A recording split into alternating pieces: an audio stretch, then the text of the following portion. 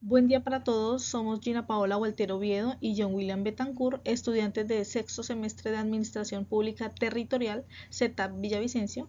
Estamos en la materia Globalización, Geoestrategia y Relaciones Mundiales con el docente Juan Ernesto Hernández Velandia. Tenemos dos elementos exógenos y endógenos para establecer esta coyuntura de narcotráfico en México. México tiene una posición geopolítica importante en Centroamérica, con una superficie de 1.964.375 kilómetros de superficie. De esta superficie comparte con Estados Unidos 3.141 kilómetros de frontera, que es el punto del conflicto realmente en México.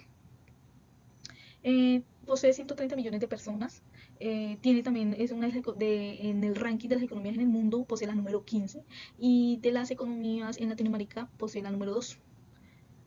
El PIB de México es de 355.531 millones de euros. En cuanto a la estructura del PIB, pues tenemos una agricultura del 4,1%, de industria pues tenemos el 34,2% y de servicios pues tenemos el 61,8%. Para el año 2022 se identificó el índice de Gini en cuanto a la desigualdad del 45,4%. La percepción que tienen los mexicanos en cuanto a su seguridad es muy baja y en cuanto a la corrupción pues es muy alta de la política del país. Hablando de ella, pues es importante revelar que los partidos políticos han sido corroídos por las bandas criminales, las organizaciones criminales. Tenemos como ejemplo el partido del PRI que gobernó por más de 71 años y este tuvo pues una convergencia con la organización criminal. Ya en el año 2000 ingresa al partido, a la política, el gobierno de Vicente Fox por el partido del PAN y este corta esa relación narcopolítica. Ya para el 2006 al 2012 sube al poder Felipe Calderón, este también por el partido del PAN, y es más recio en cuanto al objetivo de contrarrestar, de combatir el narcotráfico. De ese momento pues se evidencia una ola de violencia exacerbada, determinando el conflicto con los carteles de México. Ya después tenemos a Enrique Peña Nieto del 2012 al 2018 y este pues tiene una credibilidad, una baja credibilidad por su gobierno, por la corrupción, especialmente por las muertes y las desapariciones de los estudiantes de Ayotzinapa. Y pues en la actualidad pues tenemos a Andrés Manuel López Obrador, que es el presidente actual de México. Esto en cuanto al contexto de México, ¿sí? Pero podemos hablar de que ha tenido aliados importantes a lo largo de la historia. Aunque México ha sido renuente en cuanto a la ayuda que ha ofrecido Estados Unidos, pero encontramos tres aspectos importantes, y es que en 1982 en el gobierno de Ronald Reagan, al ver pues la gran demanda y la gran oferta de la droga en Estados Unidos, en su país, pues decide reducir este flujo de drogas por las fronteras y ofrece ayuda especialmente a Colombia, que es donde los carteles de Medellín y de Cali tenían el dominio de las rutas de la recepción de droga. En trabajo bilateral con el gobierno de Belisario Betancourt, en el momento pues perseguía a los carteles de Medellín bajo el mando de Pablo Escobar, y al ser pues como un poco cercados, estos deciden aliarse con Panamá. En ese momento era el dictador Manuel Noriega, pero pues es reducido este istmo centroamericano porque en 1989 pues es invadido por Estados Unidos y es capturado Manuel Noriega. Entonces ya para ese momento ha perdido gran capacidad los carteles de Medellín y Cali, que realmente pues fueron reducidos hasta como 1993, y es el momento en el que sube al poder los carteles mexicanos, que empiezan como ese nivel de dominación hasta el día de hoy. Tenemos otro aspecto importante que es esa conexión bilateral, esa ayuda bilateral con México, entre Estados Unidos y México, con la iniciativa Mérida. Esta en el gobierno de Calderón en el 2008, pues él pide como esa ayuda para, para mover en su gobierno esa lucha contra el narcotráfico, y hoy Estados Unidos ofrece como una fuerza de seguridad, de entrenamiento, cierto, vigilancia, eh, pues realmente haciendo énfasis en el sistema judicial, haciendo pues realmente se necesitaban y se necesitan reformas para la profesionalización de la policía, el sistema judicial y la construcción de reclusorios. Tenemos en cuenta también, por ejemplo, la oposición. Los grupos mexicanos se iniciaron en el negocio de la droga traficando con marihuana, amapola, y a finales de los años 70 las familias pues se diversificaron y pues comenzaron a traficar con ello. Ya para los años 80 el negocio de la droga estaba repartido en dos grupos importantes, que era el cartel de Guadalajara y el del Golfo, quienes tenían relación con los carteles de Medellín y de Cali. En la actualidad pues operan más de 8 organizaciones delictivas. La situación realmente de México pues cada vez es más violenta. Eh, Realmente es el instrumento del crimen organizado para controlar el territorio y sus rutas de tráfico de drogas, de armas, de personas. En esa carrera armamentista pues entre los carteles ha implicado que los mexicanos cada vez se sientan bajo el yugo de estos cárteles y que y pues esa amenaza a la soberanía estatal, el déficit del sistema judicial, esa ineficiencia, pues hace que la economía, que la seguridad nacional pues sea más precaria cada vez. Y realmente en el momento pues se observa que no hay una libre expresión, ¿sí? Con la desaparición forzada de asesinatos, amenazas contra el periodismo y la cultura del narco, pues es cada vez más evidente. Tenemos también que se han incautado más de 200.000 armas de fuego entre grueso calibre, vehículos terrestres, marítimos, 162.000 aeronaves y se han inutilizado más de 5.000 pistas de aterrizaje clandestino. Entonces se puede decir que hay una esperanza en cuanto a a la a contrarrestar este crimen, pero estos crímenes, pero realmente no es solamente de México, sino es la ayuda de todos los países latinoamericanos, porque esto es una pues es algo que afecta realmente a todos los países de Latinoamérica. Bueno, tenemos factores endógenos y exógenos para analizar la coyuntura del narcotráfico en México, quien tiene una posición geopolítica muy importante en Centroamérica, con una extensión territorial de 1.972.550 kilómetros cuadrados. De esa superficie, 3.141 es la que comparte fronteriza con Estados Unidos. También tenemos que recordar que tiene una población de 130 millones de personas. Su estructura en cuanto al PIB en los sectores productivos, pues en una agricultura de 4.1%, industria del 34.2% y servicios 61.8%. Se identifica el índice de desigualdad de 45.4 y un nivel de pobreza del 43.9. En cuanto a las políticas mexicanas, pues podemos decir que el gobierno ha tenido partidos políticos como el PRI, que han gobernado por más de 71 años y han tenido una convergencia con el crimen organizado. Para el año 2000 sube al poder el presidente Vicente Fox y por el partido del PAN, pues corta esa relación narcopolítica. Ya para el año 2006 a 2012 sube Felipe Calderón, quien tiene un objetivo principal y es abatir y es contrarrestar, combatir el narcotráfico. Se va de frente contra estos y empieza una violencia exacerbada hasta el día de hoy. Ya después sube al poder Enrique Peña Nieto del 2012 al 2018. Pierde la credibilidad por la corrupción de sus entidades públicas, pero en especial por la desaparición forzada de los estudiantes de Ayotzinapa. En el momento de la actualidad pues tenemos a Andrés Manuel López Obrador como el presidente actual de la República Mexicana.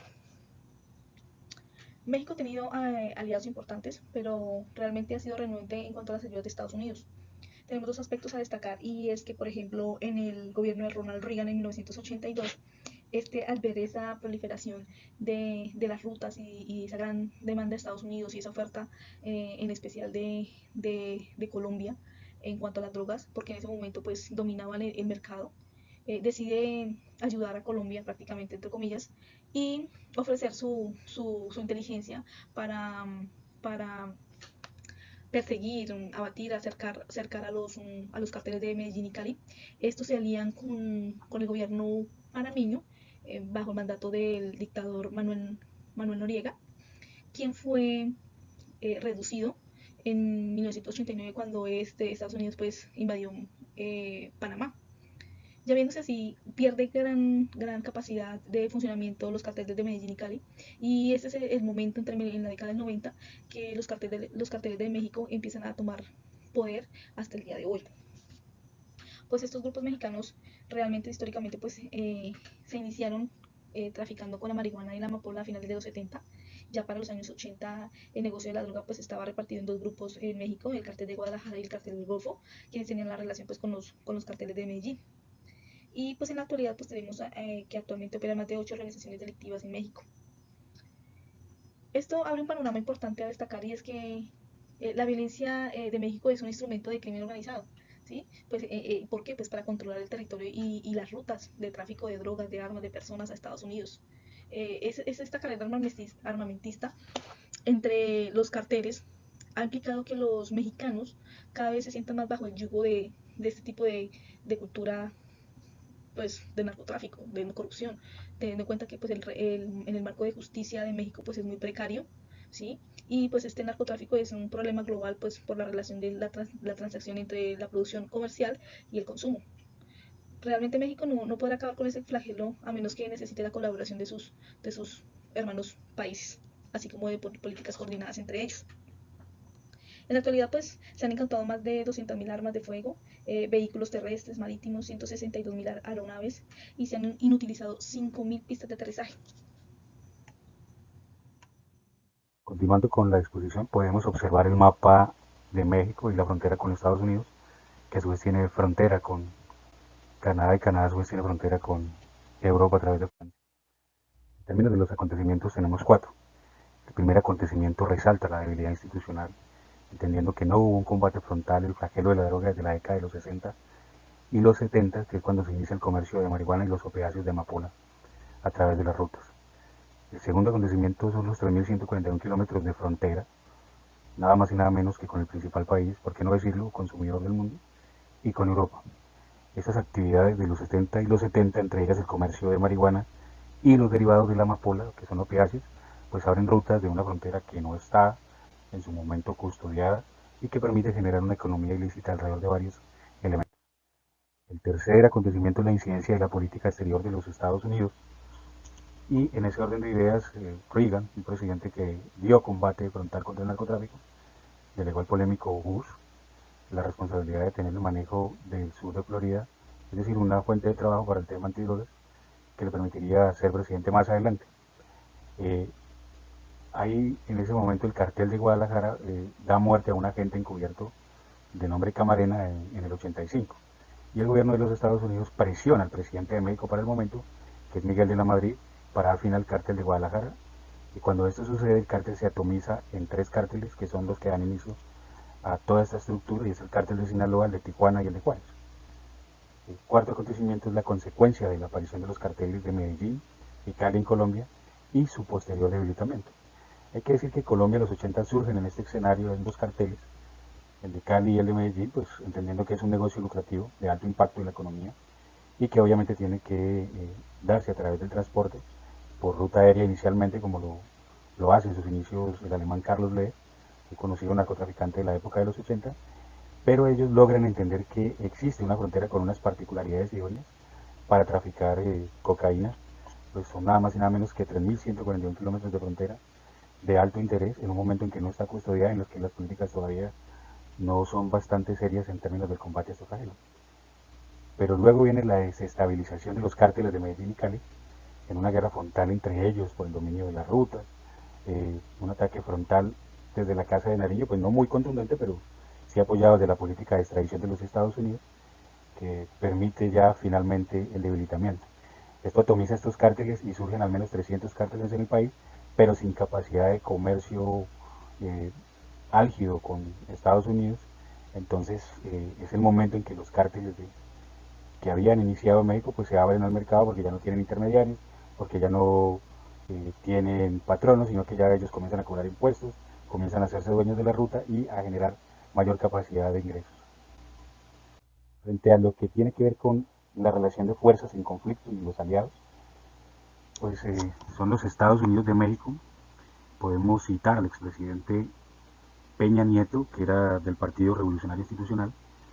Digamos que en su concepto inicial él entiende que, o asume que no hay que atacar a los cárteles ni a los capos, sino que hay que atacar el origen del conflicto.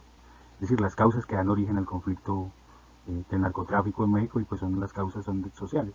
Obviamente son extrema pobreza, son desigualdad social y miseria. Y eso genera pues un impacto social bastante serio y finalmente pierde las elecciones de su partido y llega el expresidente Vicente Fox con el Partido de Acción Nacional, que es un partido de derecha, porque en el 2006 comienza a haber un flagelo brutal en México, hay desapariciones, decapitaciones, hay una guerra frontal por la ruta, y esto hace que Vicente pues lo que haga es lo contrario al concepto que había aplicado Peña Nieto y ya no ataca las causas que originan el conflicto, sino que despliega un pie de fuerza, lo duplica, lo tecnifica y hace una pelea también con las autodefensas populares y comunitarias. Y esto pues genera también una atomización de los cárteles en la región. Luego también podemos encontrar a la DEA, que es el Departamento para los Asuntos de Antidrogas, las fuerzas militares colombianas que generan unas coordinaciones iniciales para la década del 2006, inicialmente la Policía Antinarcóticos de Colombia, y podemos entender que llega también del PAN Felipe Calderón con otra línea supremamente dura y tiene la iniciativa Mérida, que es algo así como un Plan Colombia para México, con 3 veces más el presupuesto de lo que se consiguió en el Plan Colombia. En este orden de ideas, la contraparte pues, se aplica a los principales carteles de México. Hoy por hoy sería Sinaloa con el Chapo Guzmán y toda la ruta por Florida. Y el cártel Jalisco, Nueva Generación en Jalisco, que hoy por hoy pues lo que hace también es drogas sintéticas, porque hay un consumo sobresaliente de la materia en Estados Unidos y en Europa. También en esa contraparte podemos encontrar los paramilitares que permitieron algún relacionamiento inicial con estos cárteles de Guadalajara y Jalisco.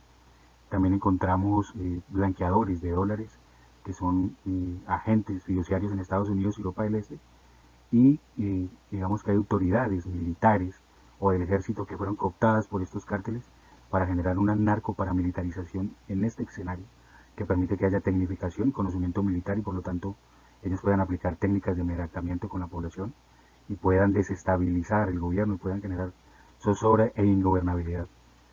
En cuanto a los aliados, podemos encontrar una comunidad internacional, la Unión Europea, el gobierno colombiano en su momento, eh, México desde su condición política, económica y social, y obviamente las autoridades militares que no están permeadas precisamente por el narcotráfico. Eh, Podemos también evidenciar, en cuanto a la situación de México, aquí la diapositiva nos presenta algunas cifras, pero lo que podemos entender es que el 52% de la población, que equivale a casi 56 millones de personas, está en pobreza y que la extrema pobreza subió de 7 puntos a 8.5 puntos del 2018 al 2020 y que la extrema pobreza pasó de 9 millones de personas a casi 11 millones de personas en el 2020. Y en términos de carencias sociales hay que evidenciar que pues, es un aumento de 12 puntos porcentuales frente a los servicios de la salud. Lo que eso nos permite entender es que las condiciones que se dan como caldo de cultivo para el narcotráfico son muy parecidas a las de Colombia. Ahora bien, en el 2000, en la Convención de Palermo, eh, logramos encontrar que Naciones Unidas también tiene unos protocolos estructurales muy bien diseñados para el combate de lo que se denomina ahorita el narcotráfico como un negocio transnacional. Esta convención, siendo secretario general de la Asamblea Kofi Annan, pues dice que las organizaciones terroristas y traficantes de drogas y tratantes de personas y otros grupos criminales constituyen una sociedad y acuña un nuevo concepto denominada incivil, que se valen de la economía mundializada, la apertura de fronteras, el libre mercado y los avances en comunicaciones y tecnología para adquirir capacidades muy poderosas para ser destructivos. Hay que decir que esta convención establece que un delito de tráfico de drogas se considera transnacional en la medida en que se cometa en más de un estado. Y si se comete en un solo estado, pero digamos que el control y la dirección de la planificación se hace en otro, también es considerado transnacional. Este es un nuevo concepto y es un nuevo protocolo que nos brinda la Convención de Palermo a través de la Convención de las Naciones Unidas.